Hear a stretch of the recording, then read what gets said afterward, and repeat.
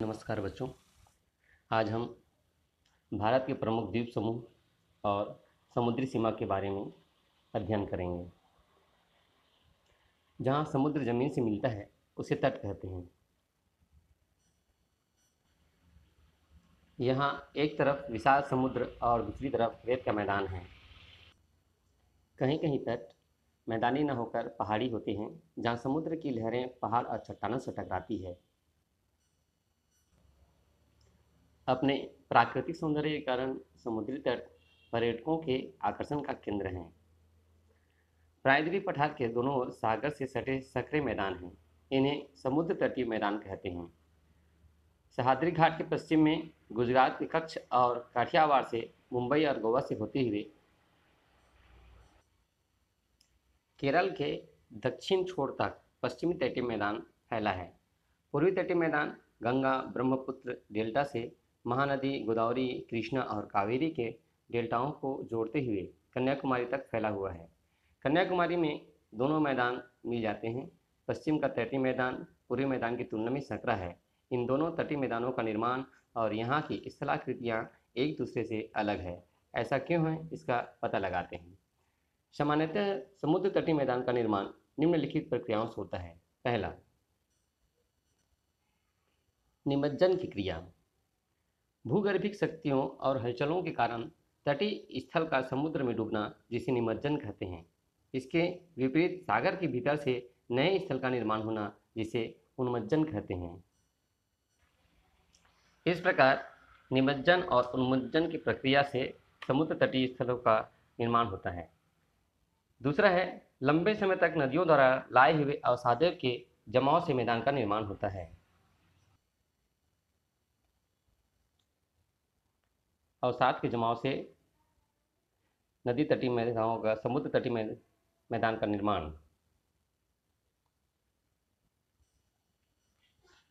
तीसरा है, समुद्र के जल स्तर में हमेशा बदलाव होते रहता है।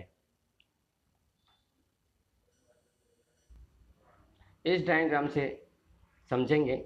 उत्तर का पर्वतीय क्षेत्र, उत्तर का विशाल मैदान, प्रायद्वीप की पठारी भाग और तटीय मैदान। तटीय मैदान यहाँ गुजरात से होते हुए कन्याकुमारी और कन्याकुमारी से होते हुए यहाँ पश्चिम बंगाल तक फैला हुआ है और बीच के भाग को प्रायद्वीप पठारी भाग कहते हैं। पश्चिम तटीय मैदान, यह मैदान अरब सागर एवं पश्चिम घाट के मध्य स्थित है। इस मैदान की उत्पत्ति जमीन की धंसने की क्रिया अर्थात निमज्जन से हुई है। कालांतर में इस डूबे भाग पर अवसादों के जमाव से यह अस्तित्व में आया, इसलिए यह एक संकरी पट्टी के रूप में है। इसकी औसत चौड़ाई मात्र 64 किलोमीटर है, जो पूर्व से पश्चिम की ओर फैला है। इसका ढाल तीव्र है। इसमें बहने वाली नदियाँ इस मैदान को समानांतर रूप से काटती हैं। ये नदियाँ छोटी एवं तीव्र वेग वाली हैं। इस कारण ये अपने साथ बहुत कम अवसाद लाती हैं तथा अपने मुहाने पर जमा भी नहीं कर पाती हैं। ये अवसाद गहरे सागर तल का पहुँच जाते हैं। इससे इनका मुहाना खुला रहता है, जिसे एस्चुरी कहते हैं। दमन से गोवा तक के मैदान को कोंकण का मैदान कहते हैं। यह तट बहुत कटा फटा है। मुंबई बंदरगाह इसी मैदान में स्थित है। गोवा से मंगलुरु अर्थात मंगलापुरम तक के मैदान को कर्नाटक या मैसूर का मैदान कहते हैं। मंगलुरु से कन्याकुमारी अंतरी या कन्याकुमारी तक के मैदान को मलाबार का मैदान कहते हैं। इस क्षेत्र की विशेष स्थलाकृति लंबे एवं संकरे कयाल होते हैं। इनमें समुद्र का खारा पानी और नदी के मीठे जल मिलते हैं, जिनमें मछली पकड़ना और नौकायान किया जाता है। इसका निर्माण नदियों के मुहाने पर बालू जमा हो जाने से होता है। कोच्चि बंदरगाह ऐसी ही जगह पर स्थित है।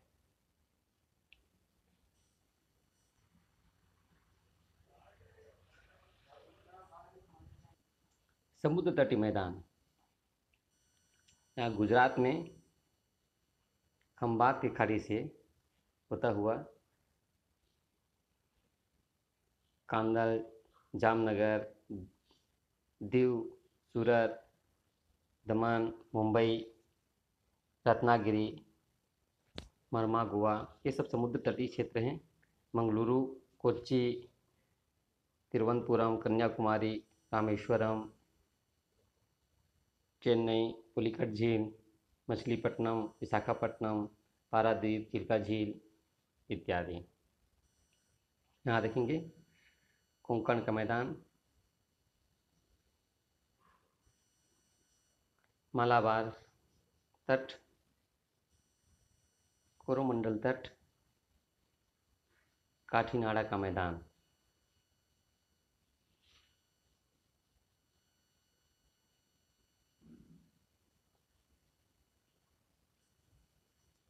नदियों के मुहाने पर बसा बंदरगाह कोच्चि।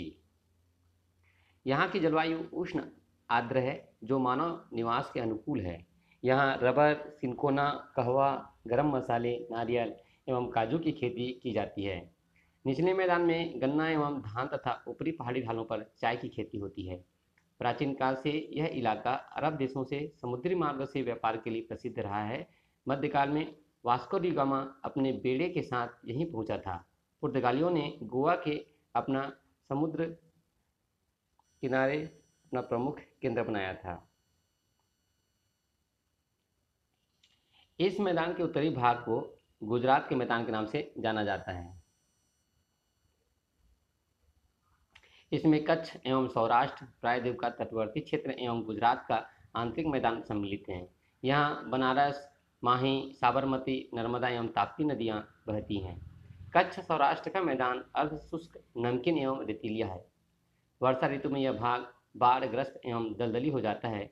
इस क्षेत्र में खनिज तेल मिलने से इस क्षेत्र के आर्थिक विकास में तेजी आई है। पूर्व तटीय मैदान, कयाल या बैक वाटर किसे कहते हैं? कयाल या बैक वाटर यह एक विशेष स्थलाकृति है। इस क्षेत्र की विशेष स्थलाकृति लंबे एवं संकरे कयाल होते हैं। इनमें समुद्र का खारा पानी और नदी के मीठे जल मिलते हैं।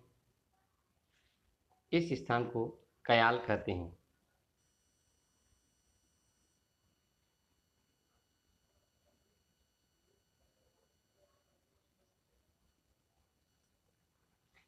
जिनमें मछलियां पकड़ना और नौकायन किया जाता है। इसका निर्माण नदियों के मुहाने पर बालू जमा हो जाने से होता है।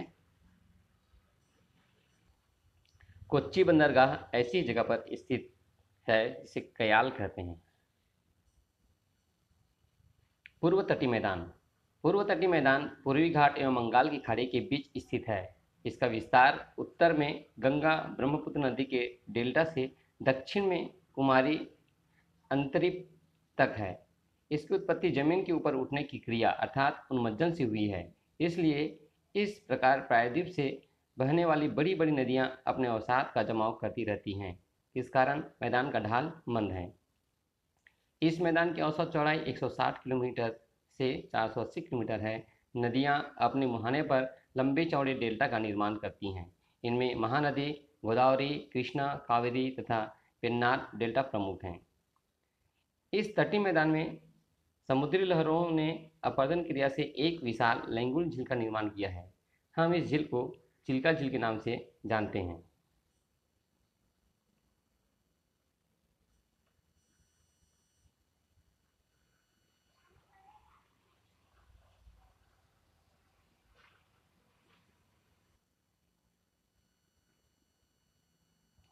लैंगून चिल्का झील यह उड़ीसा में स्थित है। पश्चिम बंगाल समुद्री तट,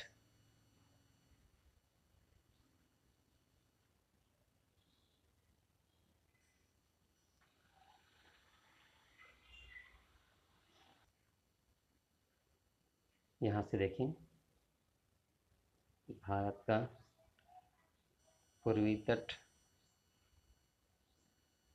ये उड़ीसा और ये समुद्र के किनारे चिल्का झील।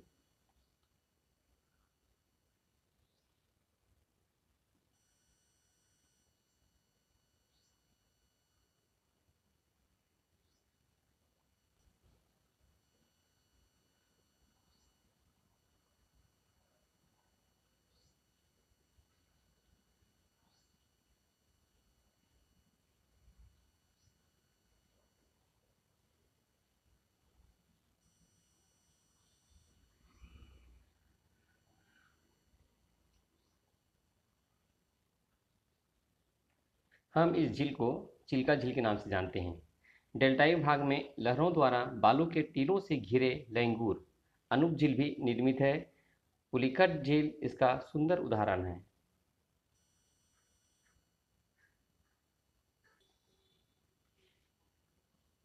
पूर्वी तटीय मैदान का उत्तरी भाग ओडिशा राज्य में आता है। यहाँ महानदी द्वारा निर्मित विस्तृत एवं उपजाऊ डेल्टा है, जहाँ चावल एवं जूट की खेती होती है। झींगा मछली के लिए विश्व प्रसिद्ध चिल्का झील इसी मैदान में है। कई देशों में यहाँ से झींगा निर्यात होता है। पूर्वी मैदान का मध्यवर्ती भाग आंध्र प्रदेश के तटीय भाग में है। इसे काकीनाडा का मैदान भी कहते हैं।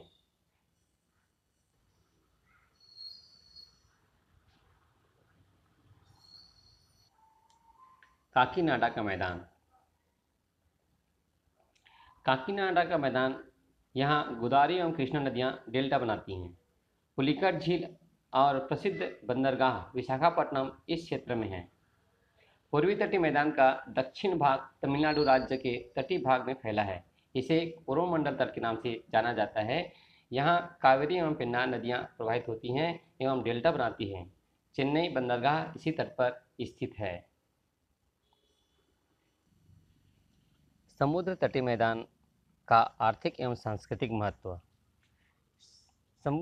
संपूर्ण तटीय मैदान ऐतिहासिक, सांस्कृतिक, आर्थिक एवं सामरिक दृष्टि से बहुत ही महत्वपूर्ण है। संपूर्ण मैदान बहुत उपजाऊ है। मैदान के चौड़े भागों में चावल, गन्ना एवं नारियल की खेती की जाती है। तटों पर नारियल, सुपारी, रबर, केले व गरम मसाले की खेती होती है। पहाड़ी ढलानों पर काजू, कॉफ़ी, चाय व गरम मसालों की बगीचे उगाए जाते हैं। तटवर्ती क्षेत्रों में नमक की खेती भी होती है। बड़े पैमाने पर नमक तैयार करने का कार्य यही होता है। चाय उत्पादन।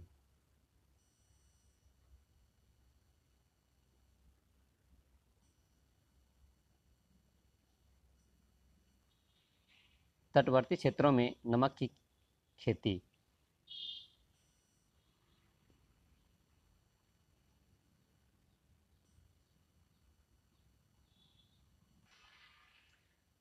मछली पकड़ने का कार्य भी यहाँ बड़े पैमाने पर होता है। यहाँ नदियाँ समुद्र से मिलती हैं, इसलिए मीठे पानी एवं खारे पानी में मिलने वाली दोनों प्रकार की मछलियाँ बहुतायत मात्रा में मिलती हैं। मछली पकड़ने के साथ साथ सबसे संबंधित उद्यम जैसे मछली को सुखाकर डिब्बे में बंद करना, मछली से तेल निकालना आदि व्यवसायों का विकास हुआ है।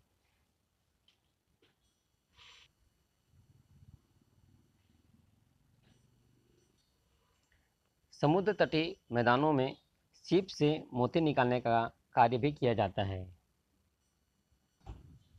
कहीं कहीं तटीय क्षेत्रों में, विशेषकर गुजरात तट पर, मोती हेतु सीप पालन किया जाता है।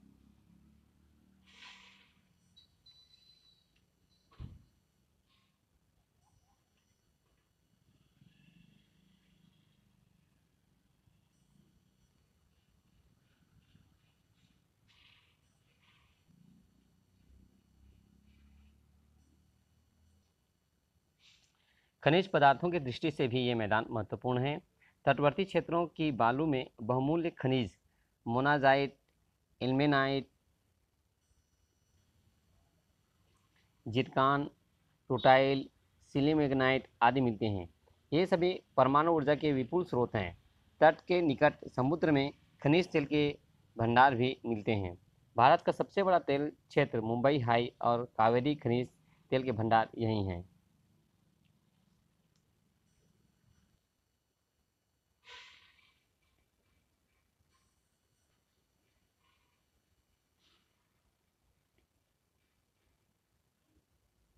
भारत का सबसे बड़ा तेल क्षेत्र मुंबई हाई और कावेरी खनिज तेल भंडार के क्षेत्र, पेट्रोलियम उत्पादन क्षेत्र। व्यापारिक दृष्टि से यह मैदान बहुत महत्वपूर्ण है। भारत के सभी बड़े बंदरगाह जैसे कांदला, मुंबई, मार्मागुआ, कोच्चि, तिरुवनंतपुरम, चेन्नई, विशाखापट्टनम, पारादीप आदि तटीय मैदान भी स्थित है। इन्हीं बंदरगाहों के माध्यम से देश का अधिकांश विदेशी व्यापार होता है।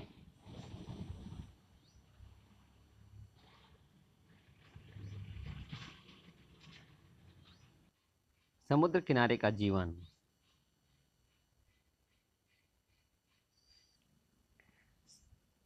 समुद्र में कट्टुमरम से मछली पकड़कर लाना।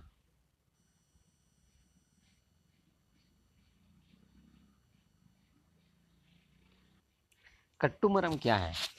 कट्टुमरम यह वास्तव में 5 या 7 लकड़ी के लंबे लट्ठों की रस्सी से बांधकर बनाई जाती है। बस इसी के सहारे मछुआरे समुद्र में उतरते हैं। इसे समुद्र के ही किनारे पाल की छांव में बढ़ई कुल्हाड़ी से बनाता है। प्रायः अधिकांश छोटे मछुआरे कट्टुमरम की सहायता से मछलियां पकड़ने जाते हैं, लेकिन नाव की तुलना में कट्टुमरम को समुद्र में दूर तक नहीं ले जाया जा सकता।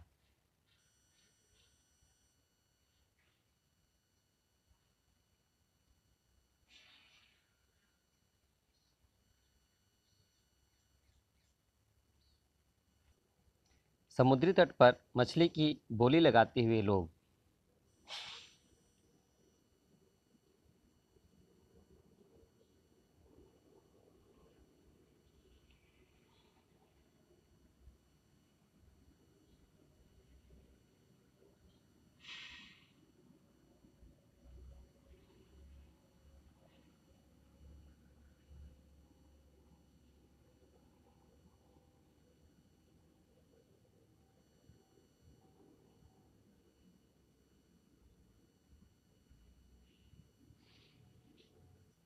मशीन युक्त नाव ट्रालर। ये मशीन से चलने वाली नाव है जिससे समुद्र की गहराइयों में जाकर मछली पकड़ा जाता है। इसे ट्रालर कहते हैं।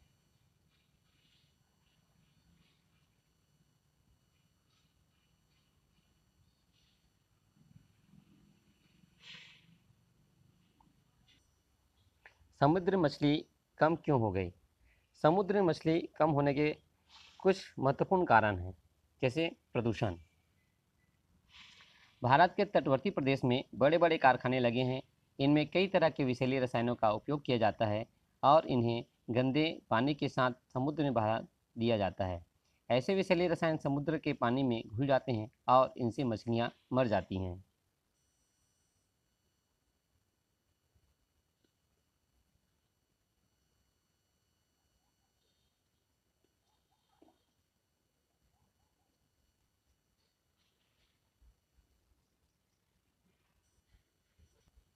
दूसरा कारण है मीठे पानी की कमी।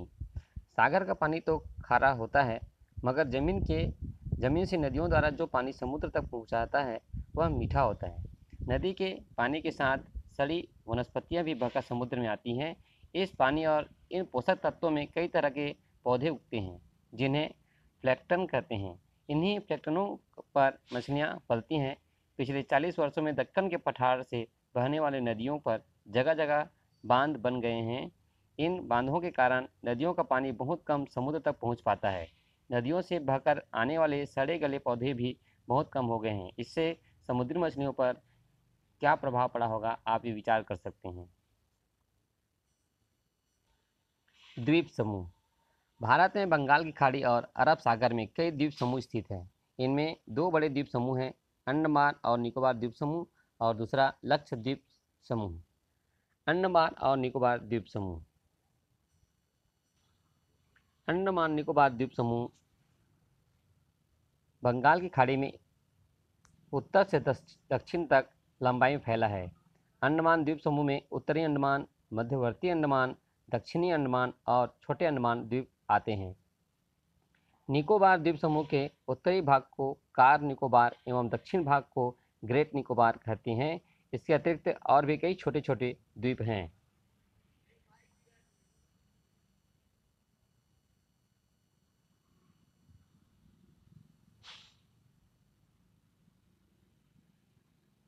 Car Nicobar, little Nicobar, great Nicobar.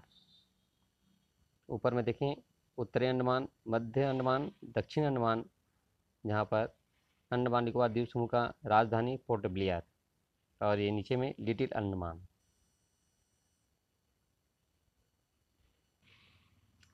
Andaman और निकोबार द्वीप समूह सागर में डूबे हुए पर्वतों की ऊपर चोटियां हैं। इसका तट किनारा बहुत कटा फटा है, धरातल उबड़ खाबड़ है, कहीं छोटे छोटे मैदान तो कहीं पहाड़ एवं पठार है। कुछ द्वीपों के किनारे प्रवाल अर्थात कोरल की अधिकता है, कहीं भूमिगत गुफाएं हैं। हैवलॉफ द्वीप कोरल के लिए एवं बारह टांग द्वीप भूमिगत गुफा के लिए प्रसिद्ध है। यहाँ भौगोलिक स्थलाकृतियाँ स्टेगमेटाइट, स्टेगमाइट और कंदरा स्तंभ देखने को मिलती हैं। यहाँ पहुँचने के लिए जलयान और स्टीमर से जाना पड़ता है। अंडमान और द्वीप निकोबार द्वीप समूह की राजधानी पोर्ट ब्लेयर है। इसका समुद्री तट बहुत सुंदर पर्यटकों का मनमोहक लेने वाला स्थान है। यहाँ प्रसिद्ध सेलुलर जेल है, जहाँ अंग्रेज भारतीय स्वतंत्रता सेनानियों को काले पानी की सजा देते थे। वर्तमान में यह जेल राष्ट्रीय स्मारक है।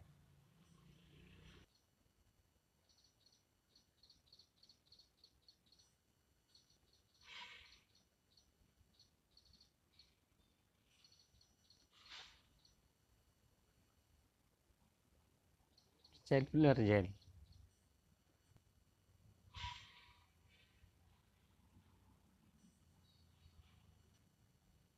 यह प्रसिद्ध सेलुलर जेल है, जहां अंग्रेज भारतीय स्वतंत्रता सेनानियों को काले पानी अर्थात देश निकाला की सजा देते थे।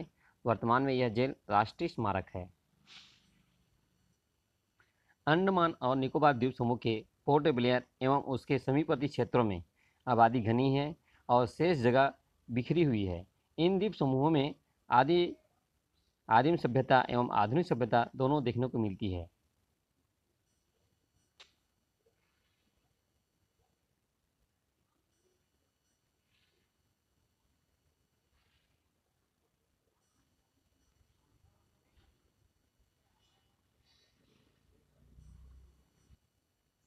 यहाँ आज आदिवासी आज भी घने जंगलों के बीच जीवन यापन कर रहे हैं।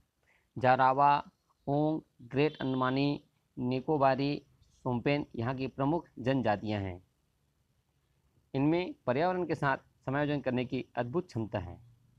शासन इन्हें तथा इनकी संस्कृति को सुरक्षित रखने हेतु प्रयासरत है।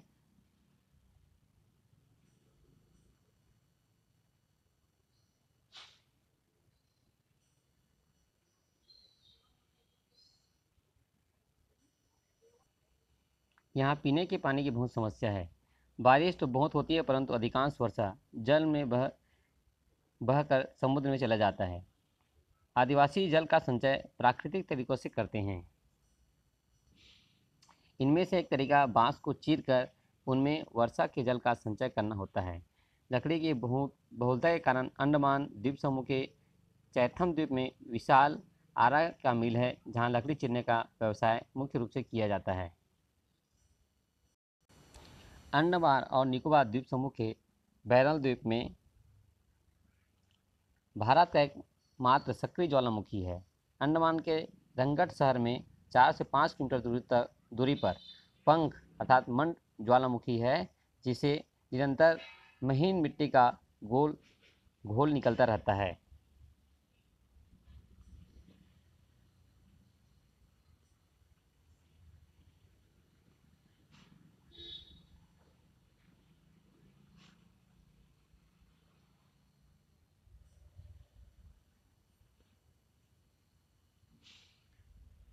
पंख ज्वालामुखी। लक्षद्वीप समूह।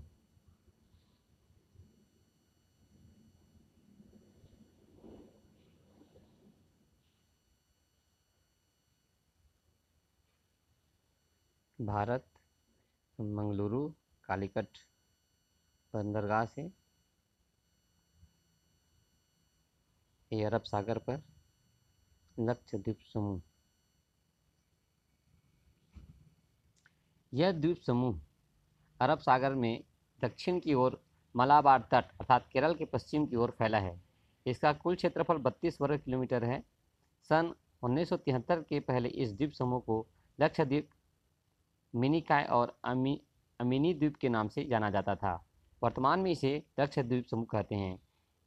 यहाँ लगभग 36 द्वीप है, जिनमें लक्षद्वीप सबसे बड़ा द्वीप है। लक्षद्वीप समूह पर्वत के अंश हैं, जिस पर लंबे समय तक प्रवालों के अस्थि पंजरों का जमाव अर्थात निक्षेप होता रहा है। इस भाग में रेत, बजरी, गोलाश्म, शैवाल आदि का भी जमाव हजारों लाखों सालों तक होता रहा है और इससे द्वीप का निर्माण हुआ। वैज्ञानिकों का मानना है कि यह द्वीप समूह अरावली पर्वतमाला का ही अवशेष है। इस द्वीप समूह की राजधानी कवरत्ती है।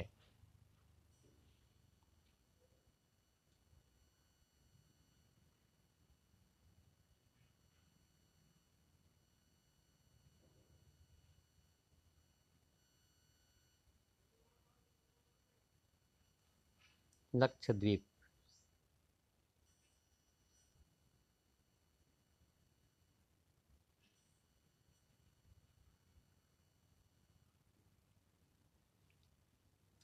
उपयुक्त दोनों द्वीप समूहों की जलवायु उष्ण आर्द्र है, इसलिए इनमें उष्णकटिबंधीय सदापर्णी वन अर्थात सदाबहार वन मिलते हैं। ये वन घने हैं। यहाँ के प्रमुख वृक्ष महोगनी, एबोनी, रोजवुड, ताड़, बांस आदि हैं। समुद्री किनारों पर ज्वारी वनस्पति मिलती हैं। नारियल के वृक्ष भी बहुत मिलते हैं। यहाँ केला, सब्जियाँ, कुछ अनाज और गर्म मसाले भी उगाए जाते हैं। इन द्वीप समूहों के निवासी एक द्वीप से दूसरे द्वीप तक नाव, स्टीमर या जलयान के द्वारा आते जाते हैं। इन द्वीपों की आबादी बहुत कम है। कुछ द्वीप तो बिल्कुल निर्जन हैं। लक्षद्वीप समूह के केवल 10 द्वीपों में आबादी है। उपर्युक्त द्वीप समूह के अतिरिक्त मुख्य भूमि के तट से लगे कई छोटे छोटे द्वीप हैं, जिनमें बंगाल की खाड़ी है, गंगा सागर द्वीप, न्यूमर द्वीप, श्री हरिकोटा तथा रामेश्वर प्रमुख है। अब अरब सागर तट पर हेनरे और केनरे द्वीप, एलिफेंटा द्वीप, सेल्सेट द्वीप है, जिसमें मुंबई महानगर फैला हुआ है। इस तरह आज हमने समुद्र तटीय मैदान और उसके द्वीप समूह के बारे में समझा।